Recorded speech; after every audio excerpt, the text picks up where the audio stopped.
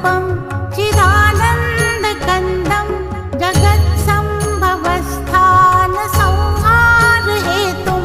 स्वभक्तेच्छया मानुषं दर्शयन्तं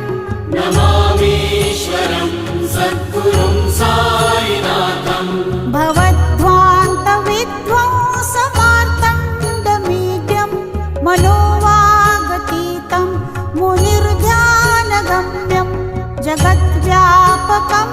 निर्मलं निर्गुणं त्वां नमामीश्वरं सद्गुरुं साईनाथं भवाम्भोधिमग्नार्दितानां जनानां स्वपादाश्रितानां स्वभक्तिप्रियाणां समुद्धारणार्थं